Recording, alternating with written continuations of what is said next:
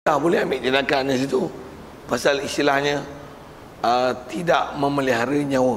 Pasal Islam memerintahkan memelihara nyawa manusia, even nyawa binatang. Kita ada persoalan dosa pahala.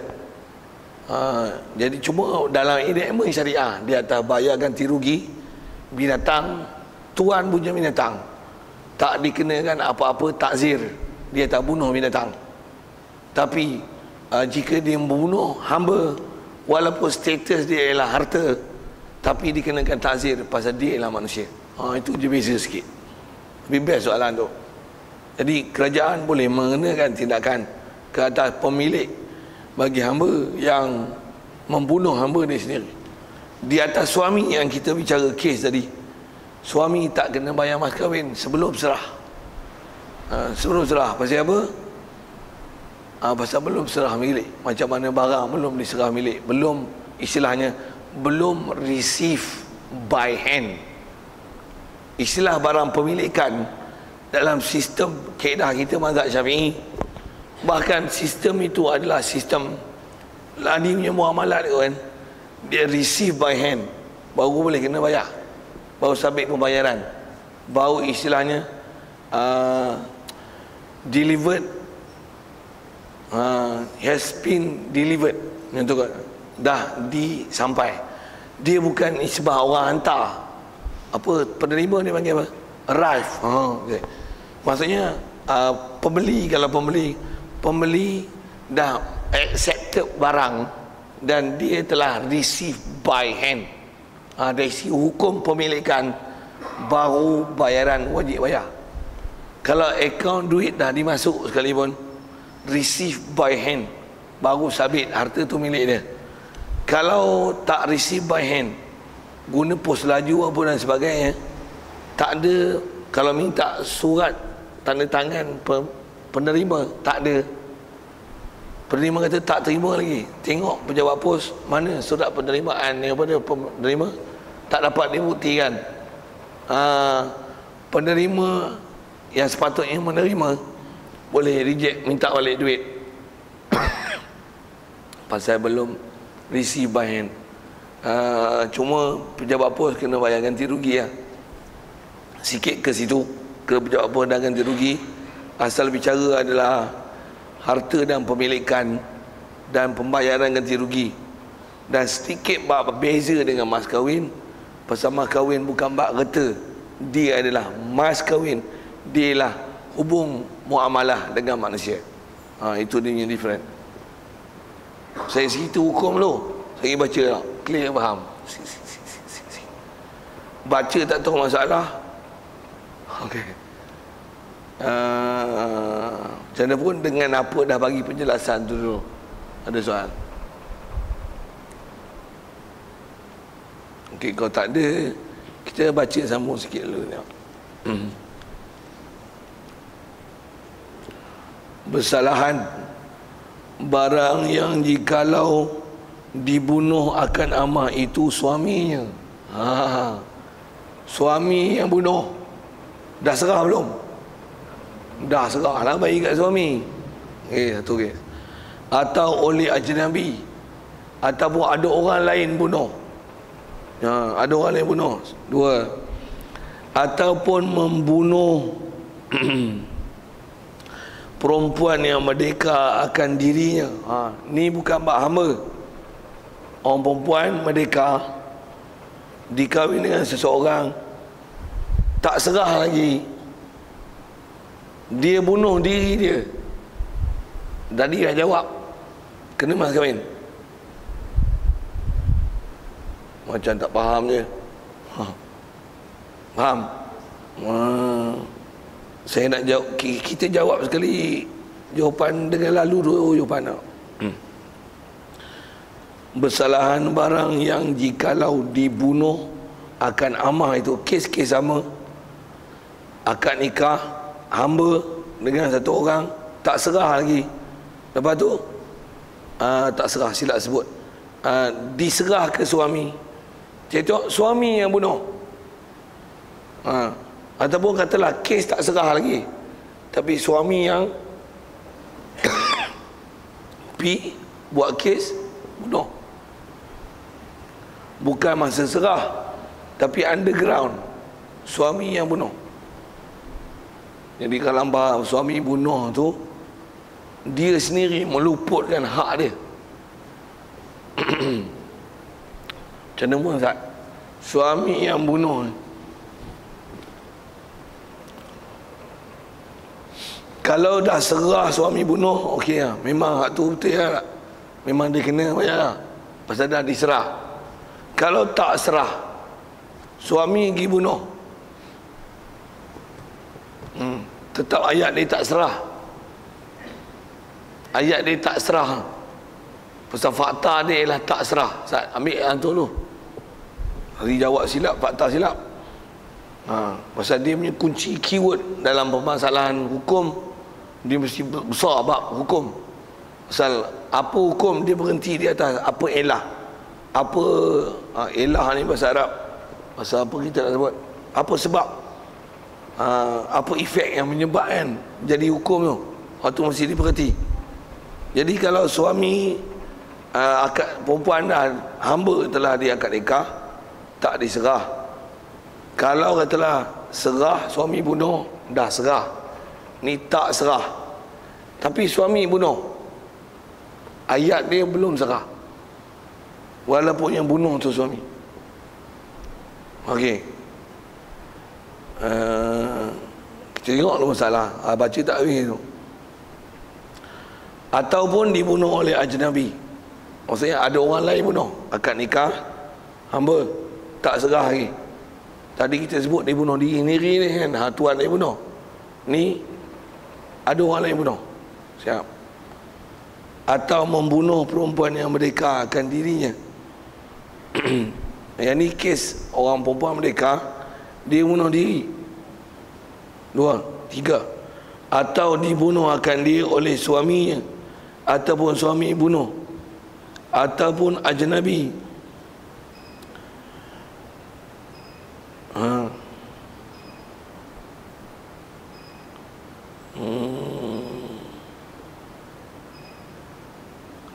Okey, macam mana pun betul, baca dulu, habis dulu senang.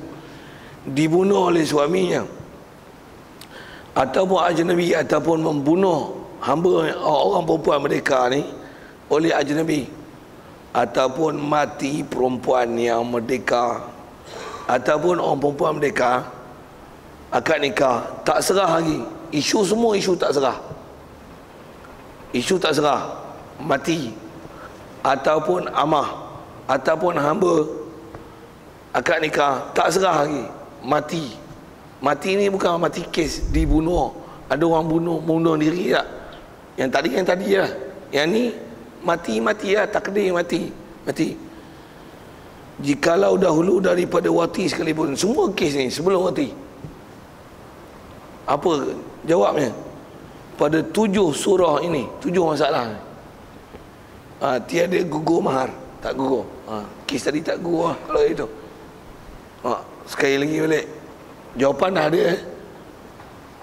Akad nikah hamba tak serah lagi. Kalau serah, itu saya yang andaikan tadi serahan suami bunuh.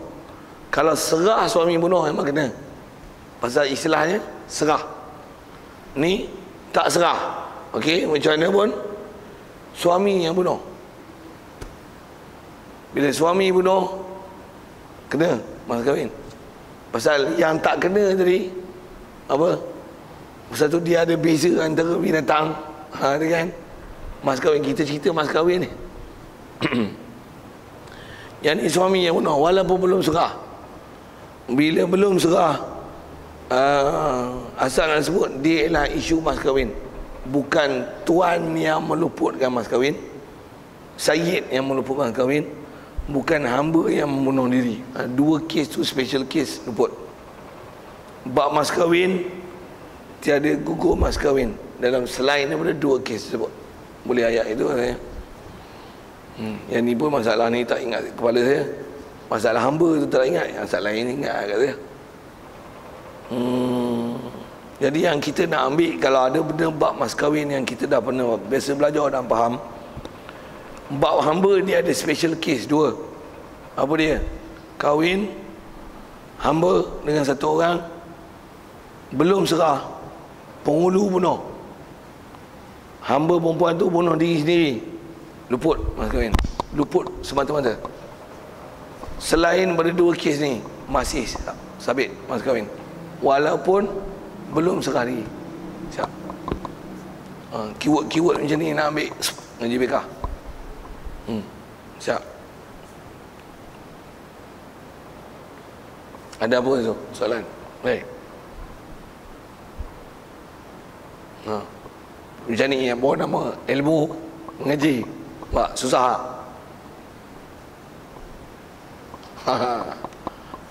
Is it heavy, you know? Tu bukan senang nak menjadi orang yang istilah taraf berilmu betul. Bukan senang.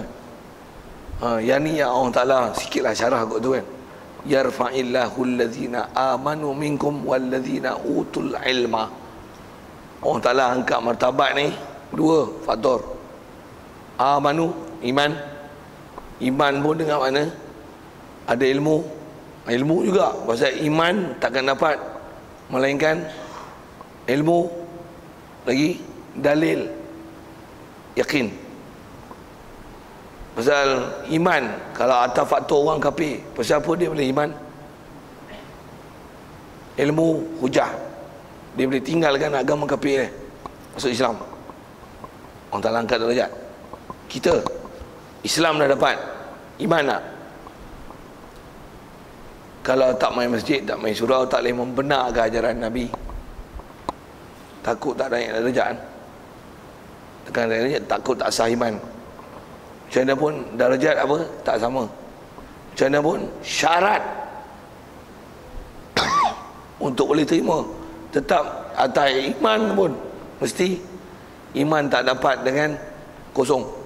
Iman mesti dapat dengan ilmu. Saya masih nak ujarkan ilmu. Yang ilmu Allah Ta'ala janji nak angkat, syarat nak angkat darjat. Yarfa'illahu allazina amanu minkum walladzina utul ilma, dan angkat pangkat orang berilmu. Dua ciri besar Allah Ta'ala sebut angkat darjat. Iman, ilmu. Ilmu jelas ilmu. Iman, even iman pun takkan dapat, jangan tak tahu, dengan ilmu. Dua-dua ciri itu fokus pada bab ilmu. Dua-dua tu fokus dalam bab ilmu. Nah, elok. Tok zaman Nabi Rasulullah walaupun ada mukjizat, ada tak orang tak beriman? Pasal apa tak beriman? Kita tak bicara bab hidayat. Yang Allah bagi itu lain hal, yang hang ada. Punca beriman apa? Ilmu. Ilmu. Sabab yang ada kat kita apa? Ilmu. Ilmu. Satu nak bagi hidayat atas nama hidayat, bukan kerja kita. Kita boleh bagi ilmu, kita boleh bagi hujah. Orang yang ada ilmu, ada hujah, faham fakta, darajat orang tak langgar. Yang tu lah nak fokus itu lah. Jadi nak kata apa? Apa bab dalam Islam, bab ilmu khususnya, iman sekalipun tak dapat melainkan dengan ilmu. Kita kalau tak ada ilmu, kalau ada iman sekalipun, dengar, bukan iman ilmu. Yang istilah tauhid dipanggil iman ma'rifah. Itu kita ngaji tauhid mata jawarah maghrib tu. Tak dapat iman arif. Arif hakimu, yang arif tuan hakim. Tak dapat arifin dalam bab tauhid, dalam bab iman. Iman apa? Iman taklid. Siapa Tuhan? Allah. Ikut apa? Nabi Muhammad. Pasal apa Tuhan Allah, Nabi Muhammad? Tak tahulah. Aku beranak macam ni. Aku yakin aku tak ubah lain lah. Mesti Islam betulnya, hak lain benda tu tak betul. Dan aku sentiasa taat. Katalah dia yakin dan taat. Bagus? Bagus. Tapi soal, Martabatnya tinggi tak? Martabat down. Martabat apa? Iman, taklid. Kita dah belajar akidah. Soal, ada tak ulama mempertikaikan akidah ni? Dia tak iman taklid. Taklid ni maksudnya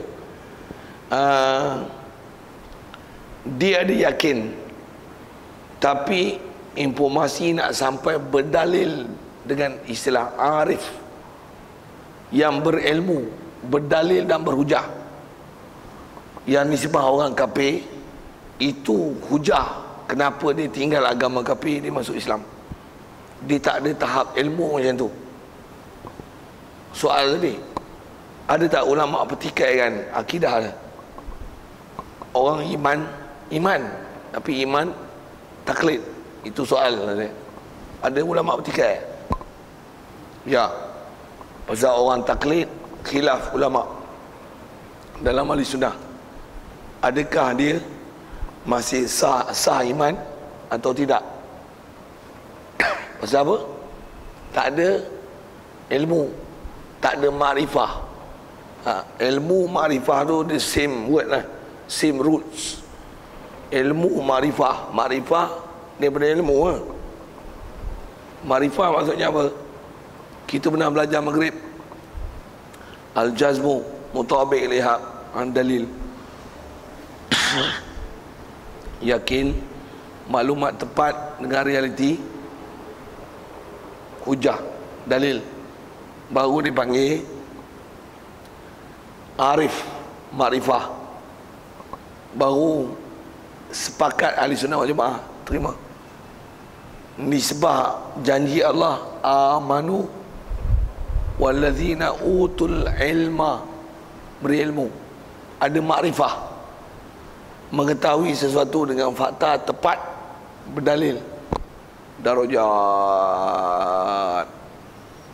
Mau dapat? Tak ada. Tu ulama bertikai. Okey, macam ada pun sikit syarah ke ayat tafsir tu, belajar tafsir sambil-sambil tu. Asal nak faham tak mana? Nak belajar ni dia agak susah. Pasal apa? Ada fakta bab orang merdeka. Mas kahwin je pun siapa kena, siapa tak kena. Bicara asal masalah dah akad nikah tak serah. Itu kita punya main business kita. Akad nikah tak serah. Jadi ada beza orang merdeka, ada beza hamba. Cuma paling besar perbezaan dia, hamba yang telah dia akad nikah, tuan dia bunuh, hamba bunuh diri sendiri, tak serah lagi, gugur mas kahwin sama sekali. Berbanding dengan lain kes, sabit, masih sabit mas kahwin. Kadar mana ada benda yang kita dah detail tadi. Kalau sebab kematian, bayar semua. Sebab bercerai, orang merdeka, bayar separuh. Pergi sebut. Itu kalau mahar musama. Kalau mahar tak musama, maksudnya tak disebut dalam akad, dia kena bayar mut'ah, satu pemberian yang menyeronokkan orang perempuan ni. Sama ada tu tak ada, sama ada lah. Pasal dah akad nikah tak pakai, tapi perceraian, bagi satu pemberian. Itu masuk Quran, wa matti'uhunna 'alal musi qadaruhu wa 'alal muqtiri qadaruh. Kena beri satu pemberian, orang yang kaya cara orang kaya, orang miskin cara orang miskin. Kepada orang perempuan dinikahi tak pakai lagi, cerai. Wa matti'uhunna, beri satu benda yang menyeronokkan dia, pemberian hadiah yang menyeronokkan dia. Apa dia? Alal musi qadaruhu wa alal muqtiri qadaruh. Orang senang kadar orang senang, orang susah kadar orang susah. Detail lah tuan. Fokus kita adalah mas kahwin. Okey, itu rasanya bab yang kita nak ambil. Hukum yang nak disimpan mana pagi ni. Ada soal? Lama tinggal pelajaran nak untuk revise susah sikit. Macam mana pun mula susah kod dengar kesimpulan tu boleh memudahkan apa yang belajar. Ada tuan-tuan tak faham pemilikan harta, apa-apa lain tu, tu satu hal lain.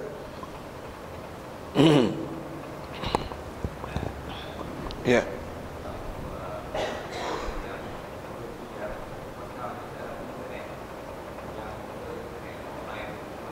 Barang-barang. Best soalan tu.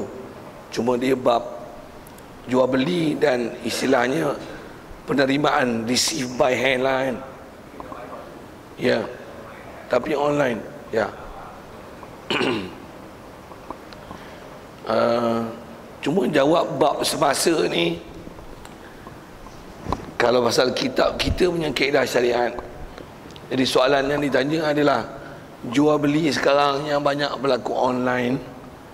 Online kalau sekadar halo je online.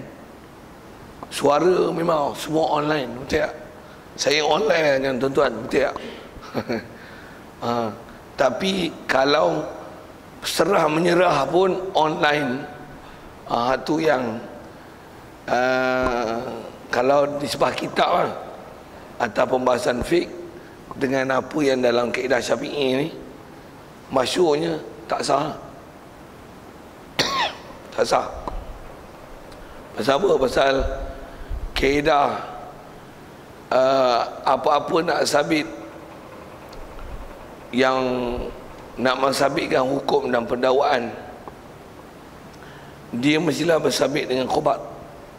Istilahnya receive by hand. Apa yang tak ada receive by hand, dia istilahnya kalau bahasa modelan ni dipanggil dia spekulasi. Satu, kalau boleh elakkan membeli, membayar, saya nak sebut atas elakkan, nak kata tak sah tu dengan ya pastinya, pasal mazhab lain satu hal, tapi saya sebut atas condition mazhab Syafi'i. Okey. Elakkan pasal tabahan ulama kita tak sah dengan term condition yang ada. Pasal istilahnya tak sah. Pasal pemilikan adalah dengan istilah, dengan receive. Jadi receive baru istilah pemilikan, dan di situ ada istilah. Kalau kita belajar bab akidah dan bab hukum, persambitan sesuatu adalah dengan receive. Apa-apa yang belum di receive, istilahnya tak sabit.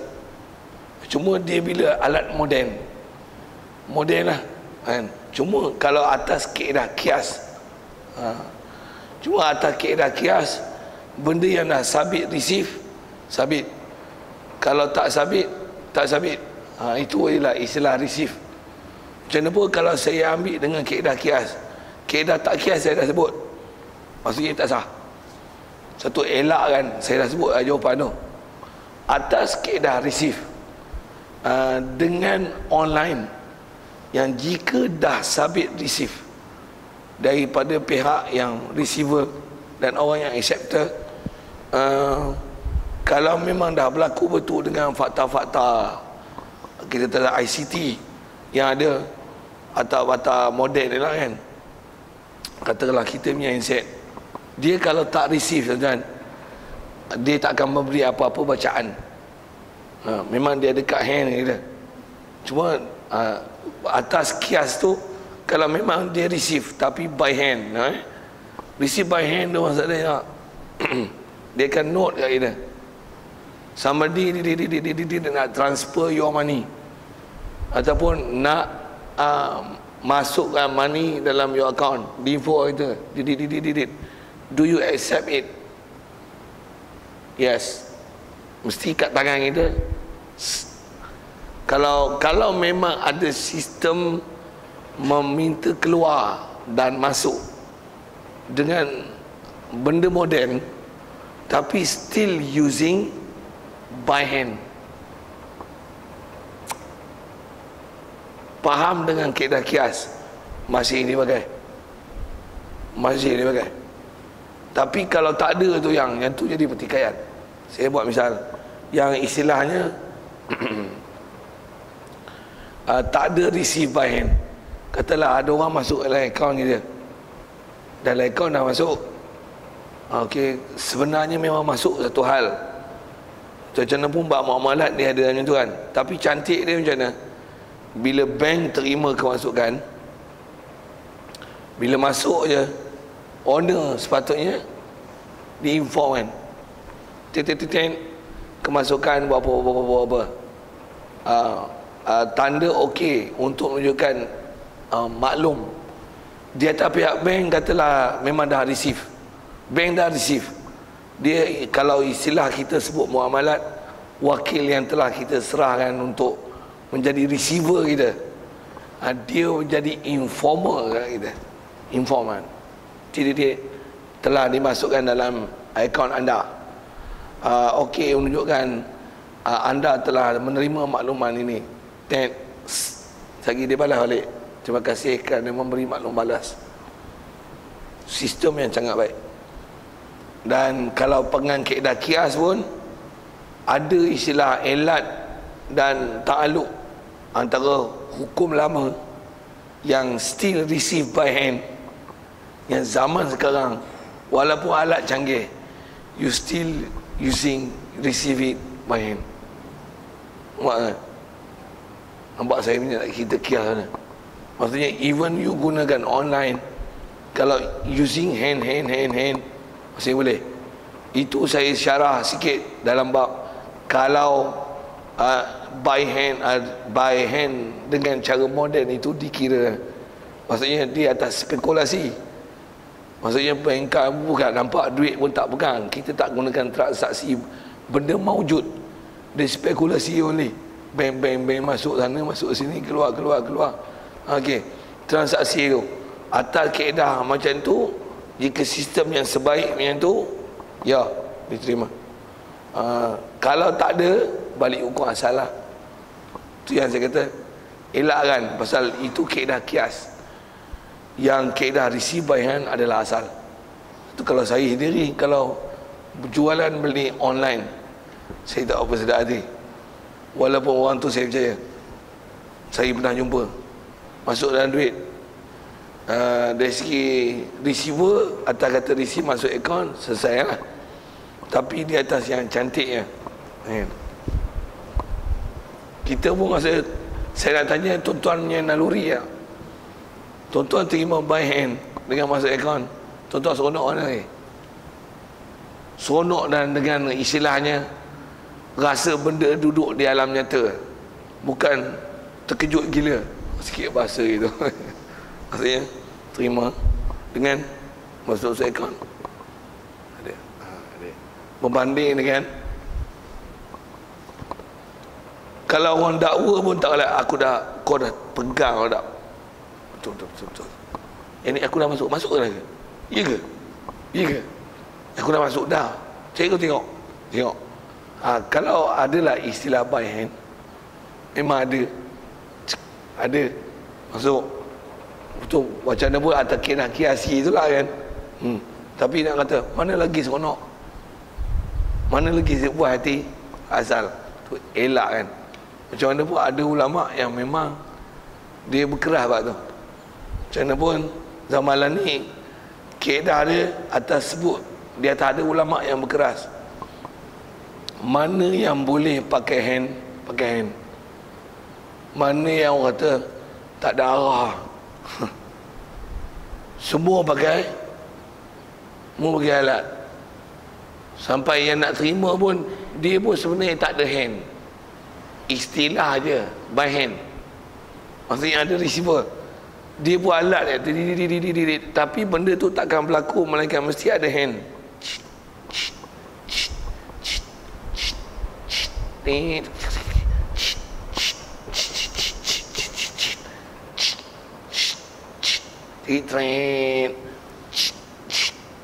You must tarik by hand, baru dia keluar. You tarik kad,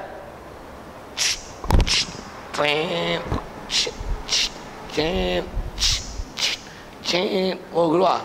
CCTV dah tengok. Kalau yang memang sabit tu, yang tu lah, jadi isyarat dah tak dapat tidak lah. Benda tu pula memang kalau nak kata kukuh, nak kuat sistemnya, jadi tak dapat tidak lah. baru pakai ayat tu lah. Kalau saja-saja gedik-gedik, guna yang asal lagi baik berbanding dengan gunakan tu. Tu kalau tu kek dah bercermat. Macam mana pun tuan-tuan, memang itulah kerja tuan-tuan. Tak ada nak pergi bank, nak beratur. I have no time, I am very busy, you know. My time is in masjid, no time.